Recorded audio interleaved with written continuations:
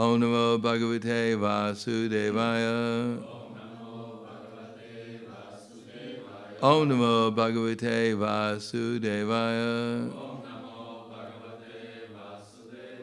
Om Namo Bhagavate Vasudevaya. Srimad Bhagavatam, Canto 1, Chapter 7, the son of Drona punished, text number 41. Ato Petya Swa Shri Biram Govinda Priya Sarati Nyavedayat Tam Priyat Yai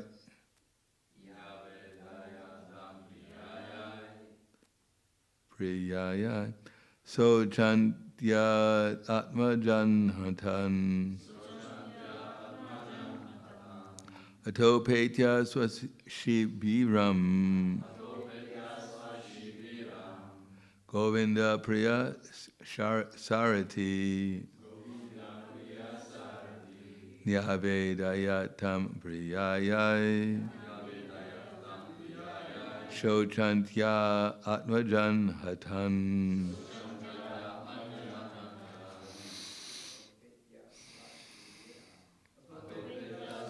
Shibiram Govinda Priya Sarati Nyavedayatam Priyayai Shochantya Atmajan Hatan Ato Petya Swashibiram Govinda Priya Sarati Novedayatam Priyayai Shochantya Atmajan Hatan. Ladies. Ato Petya Swashibiram Govinda Priya Sarati Novedayatam Priyayai Shochantya Atmajan Hatan. Ata thereafter Upetya having reached Swa own Shibiram camp Govinda one who enlivens the senses Lord Shri Krishna Priya dear Sarati the charioteer Nyavedayat entrusted to Tam him Priyayai unto the deer Shochantyai lamenting for Atmajan his own sons Hatan murdered. Translation and purport by His Divine Grace A.C. Bhaktivedanta Swami Srila Prabhupada. After reaching his own camp, Arjuna, along with his dear friend and charioteer Sri Krishna, entrusted the murderer unto his dear wife, who was lamenting for her murdered sons. Please repeat. After reaching his own camp, Arjuna, along with his dear friend and charioteer Sri Krishna, entrusted the murderer unto his dear wife, who is lamenting for her murdered sons. Purport. The transcendental relation of Arjuna with Krishna is that of the dearmost friendship.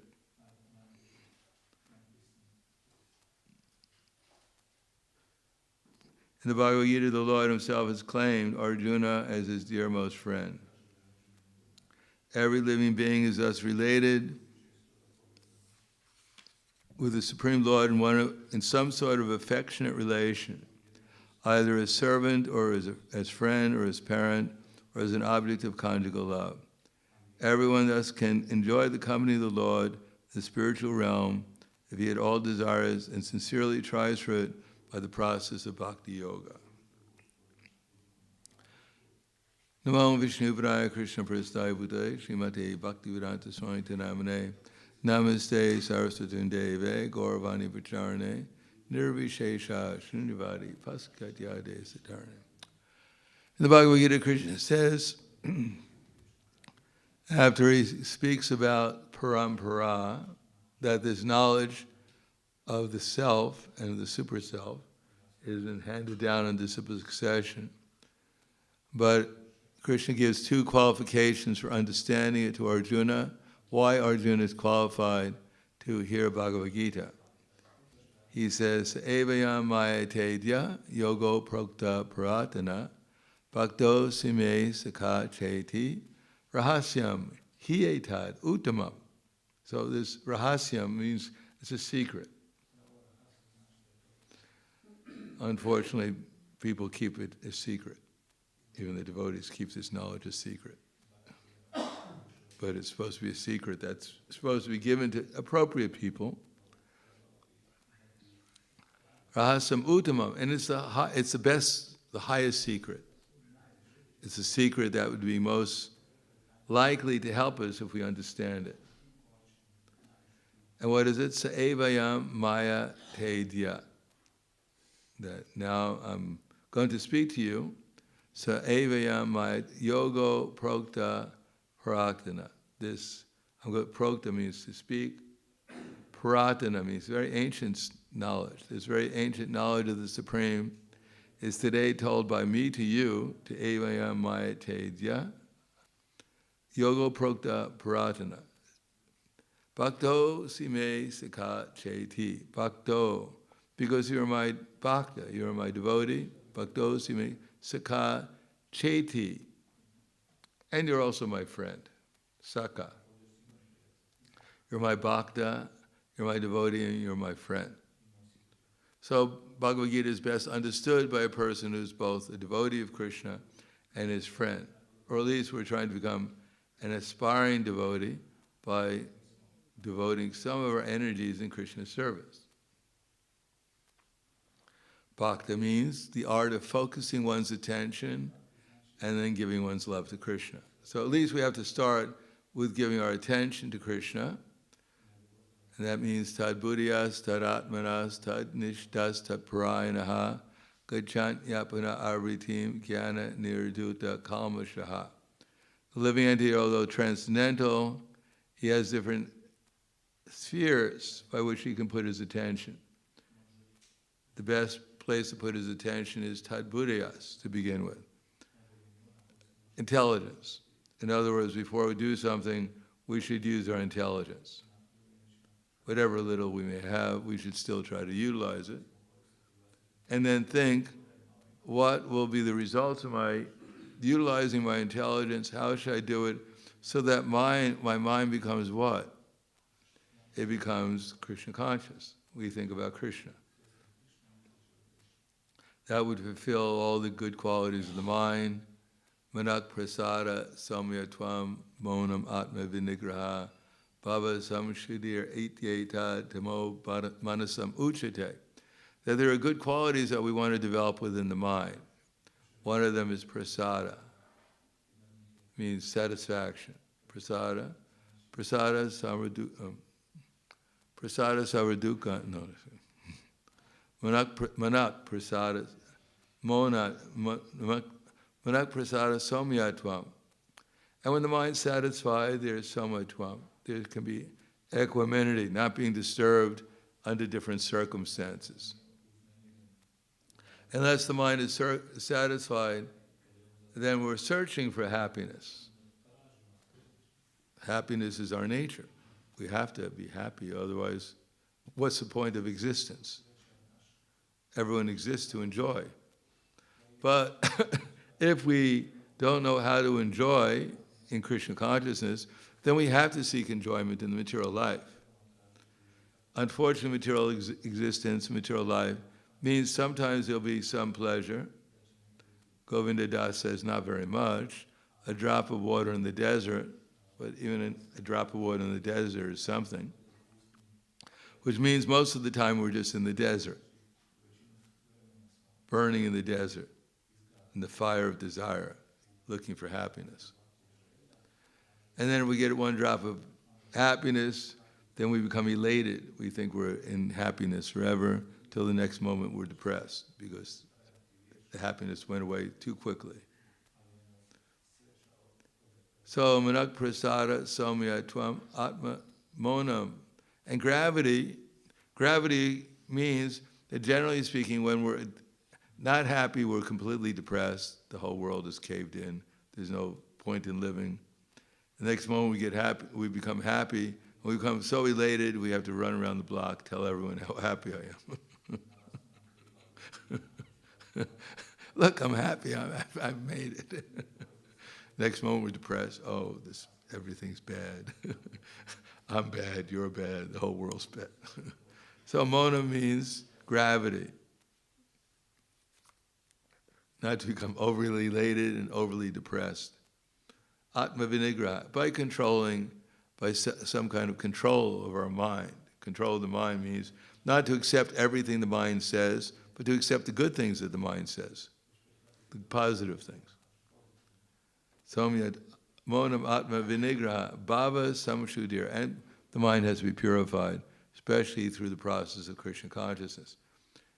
The more we focus our mind upon Krishna and feel his presence, then the more our mind becomes purified. Because Krishna's presence is ecstasy to different degrees. And that ecstasy burns away, as Krishna says, Hitai damso samridhira gonir, Hitai damso samridho ganira, Bhasmat satkruterjana, Ganagni sarva karmani, Bhasmat sakrutejana. Just like the blazing fire turns firewood to ashes, so does the fire of transcendental knowledge burn to ashes all the reactions of our previous activities.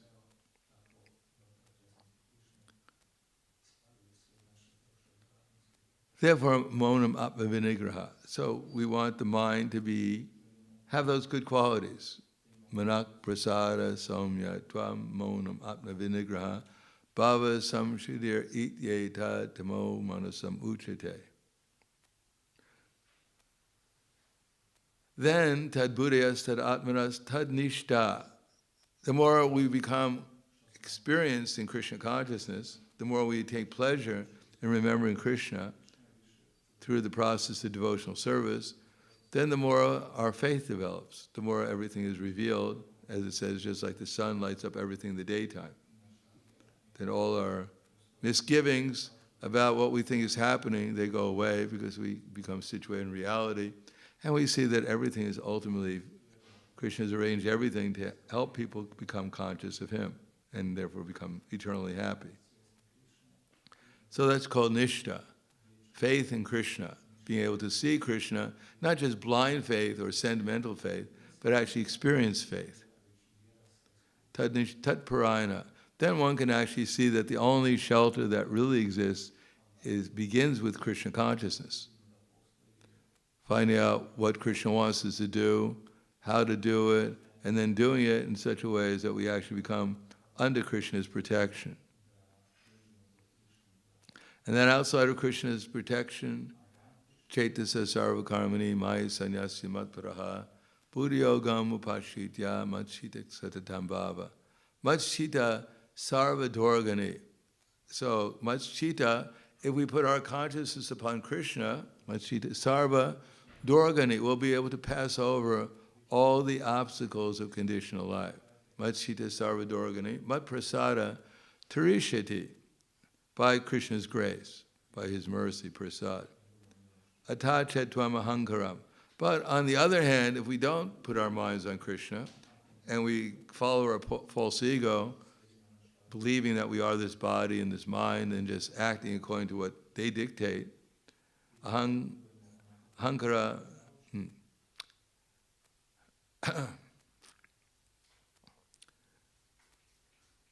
Chaitasa sarva karmini maya sanyasya matparaha buddhiyogam upashitya matchita sadatam bhava matchita sarva doragani mats prasada tarishasi Atachetvam ahankaram. But if we act according to false ego, nishoshiti nahang vinashiti. If we don't hear him, then we'll be lost. We'll be vanished in the material energy. Our consciousness will certainly be absorbed in material illusion and will be subjected to the miseries of material existence in all the different species of life, any possible species. Machita sarvadorgane mat prasada tarishyasi atachetvam ahankaram nishoshasi vinakshasi. So if we don't listen to Krishna, we don't follow his instructions, we don't take shelter of him, then we have to suffer in the material conceptions of life. We may think, I have a nice illusion. What do I care if I'm suffering in this illusion? It's a nice illusion. I'm young, I'm healthy, I'm strong. I can eat as much prasadam as I want. Not without a reaction, of course. But I recover in a day or two, so it's all right. It's not so bad. So these are what we have to use our intelligence for, how we're supposed to utilize our mind, what kind of faith we're trying to develop, what kind of experience we're trying to develop, who we should take shelter of, what is our first impulse to take shelter of. Prabhupada gives the example that a parrot, it can chant Hare Krishna too. Hare Krishna, Hare Krishna, Hare Krishna. But if you grab its neck, it forgets Krishna very quickly. So we have to strengthen that. And the only way of doing that is to actually become conscious of how nice Krishna is. In other words, it is not that we're simply trying to focus our attention on Krishna to get out of the material existence, out of material suffering, although that's not a bad idea either. But we're trying to experience how blissful, how loving, how affectionate spiritual life is supposed to be. Everyone, by nature, being a spiritual soul, has a desire for unlimited happiness, but unlimited happiness doesn't mean to take a drug like heroin or smoke something and feel some happiness, or even sense gratification. That's material happiness. But real happiness is affectionate, loving exchanges with an unlimited, affectionate, loving persons. Everyone is looking for real love, real affection, real relationship, which is not conditioned by temporary circumstances. Otherwise, I love you, I love you, I love you, until I don't love you anymore. So that's not really love. That's called sense gratification. But in the absence of actual love, we have no substitute. Therefore, we look for love in a temporary way, based on I satisfy your senses, and you satisfy my senses, and we love each other's. We love to satisfy my senses. We love that. We love you to satisfy my senses. We love that you satisfy my senses, and therefore I love you because you love to satisfy my senses, because he wanted to satisfy your senses. So it's a reciprocal business deal. As long as you satisfy my senses, I love you.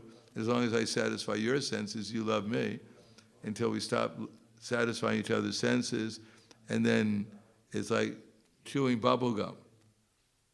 As long as there's some sugar left in the gum, we chew. And as soon as there's no more sugar, we go, and we spit it out. Find some other piece of gum to chew on. The old sugarcane story of how in India we have the sugarcane dealers. Usually they try to, if you have a good sugarcane dealer, he actually washes out the sugarcane machine before he starts pressing the sugarcane. Otherwise, so many other living entities love to come into the sugarcane place because it's nice and sweet, and they participate in getting squashed when they start pressing the sugarcane. And so you get an extra protein in the sugarcane when you get it. But hopefully the sugarcane vendor, he washes out the sugarcane machine beforehand and washes out all the bugs and everything else.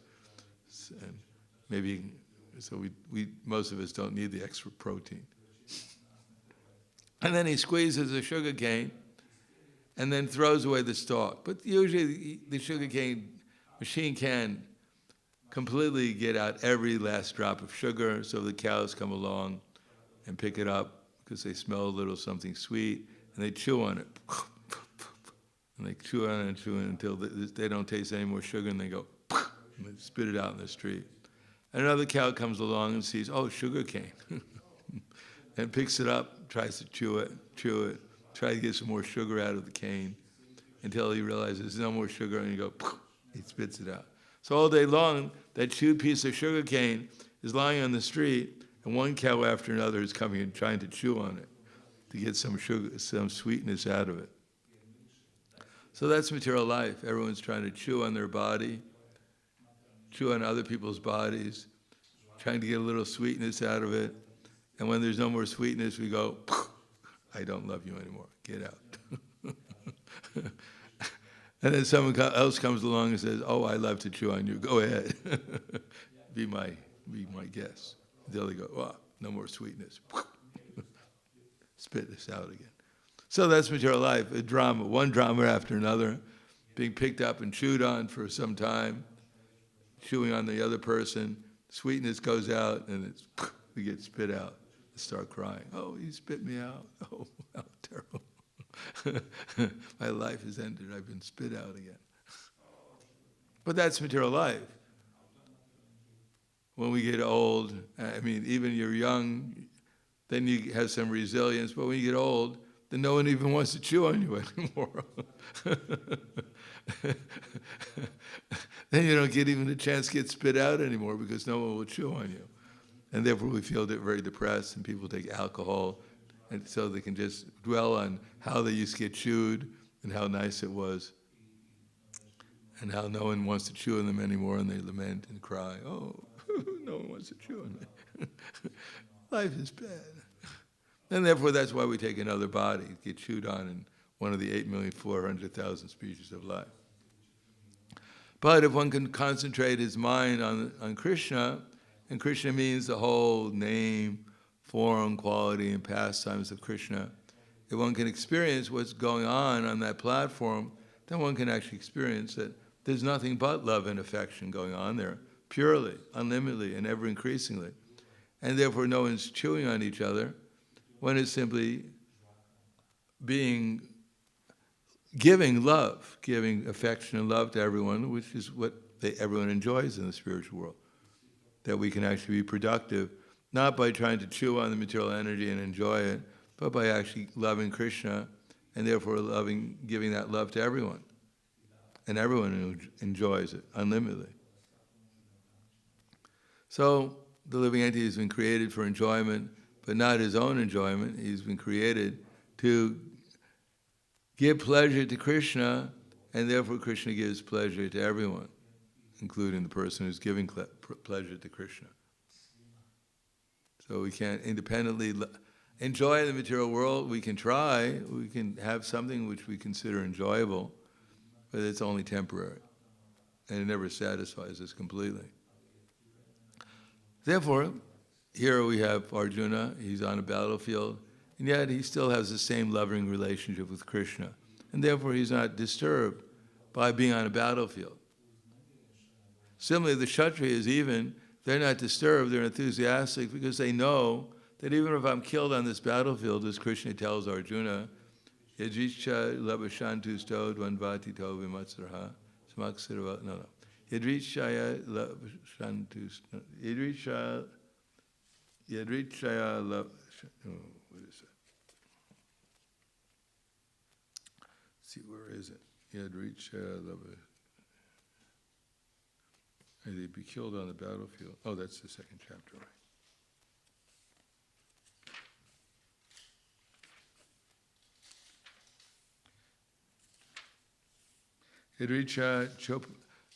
Yarichaya chopapanam swargam dwaram uparitam sukana katriya partha labite yudam idrisham. Happy are the Kshatriyas, O Arjuna, by such fighting opportunities come unsought, opening for them the doors of the heavenly planets. So they know this is a great opportunity. I've been trained my whole life to be a Kshatriya, and now I have an opportunity to follow my duty, and if I get killed on the battlefield, I'll go to the heavenly planets and enjoy even more than I can enjoy here. If not, then I'll enjoy this earthly kingdom. So everything's good if I do my duty. So Krishna has arranged that. If you follow Krishna's instructions, which means our duty, then you get elevated, you get a better position. But the best position is to do things for Krishna, out of affection for Krishna, and therefore one will get the highest happiness. But if we don't serve Krishna, we just act whimsically, then all we do is get trouble. All we get is problems. So I'll stop there. Thank you. Any questions?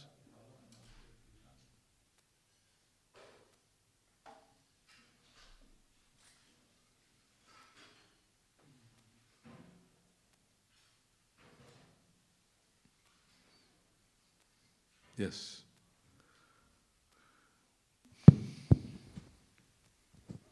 I was thinking about the Kshatriyas who are dying on the battlefield, then they go back to the heavenly planets. So I was thinking about people in general, the soldiers, and they are also fighting for their country, and many of them also die on the battlefield. So does this apply to them also? I mean, a person may be sinful in other ways, eating meat or something like this, but then at the same time, he's a soldier and he's fighting for the country and dies on the battlefield. So does he also go to such planet? Well, it depends what the country is fighting for. It's fighting for sense gratification, then he'll get the rewards of working for a bad master. If you serve a bad master faithfully, you might get some benefit from being dutiful, but if the bad master is telling you to do things which are bad and has nothing to do with Krishna or Krishna's desires, then you get the reaction for it.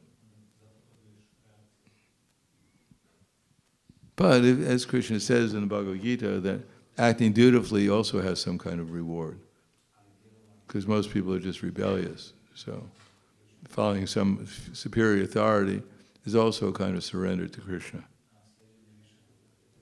But it's not, you won't go to the heavenly planets fighting these modern day wars because they're just being fought for sense gratification.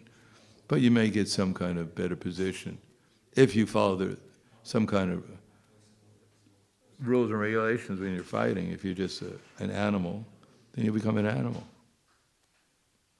If you're completely violate every rule for a Kshatriya, although you may not know what it is, kill innocent people, etc., then you'll go to hell for what you're doing.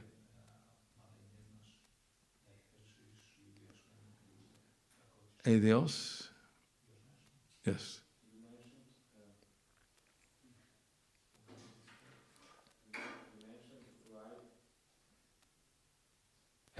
You mentioned why Arjuna was qualified. Yeah. You said one that he's devotee. Right. His friend, and you mentioned one more. No, those two, that's enough. Oh, okay. According to that verse I read, that's all Krishna says. I can't add anything to what Krishna said. Krishna's the one he makes the final judgment, what the qualifications are. But Krishna, why don't you add this one too? I don't think he's going to listen to me. Sa evayam maya tedya yogo prakta paratana bhaktosi me sakha cheti rahasyam itad uttama. So rahasyam, this secret, is revealed to Sa evayam maya tedya. Tedya means today I'm going to tell you about this. Sa evayam maya yogo prakta, about this ancient science, paratana, bhakto. So because you're my devotee, bhaktosi sakha cheti, and my friend. Because you're my devotee, my friend. That's all he says there. It's enough to become his devotee and friend. We don't have to make it any more complicated. Be favorable to Krishna. Anything else? Yes. Microphone. Hare Krishna. Hare Krishna. Thank you, Maharaj, for lecture. Which is this verse you were saying, the devotional service burns up all the previous? Where does it come from? Yeah. Fourth chapter of Bhagavad Gita. How can we understand this? Are we are doing this already, or how can we understand this verse? Well, how long have you been here for? Where? How long have you been in the temple for? From September. Okay. Did you experience any happiness being here? Yeah.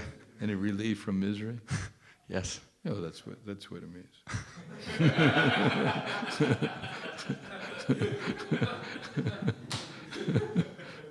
Thank you. Okay. Grandaraj Srimad Bhagavatam ki jai, Srila Prabhupada ki jai, Gaur Premanande.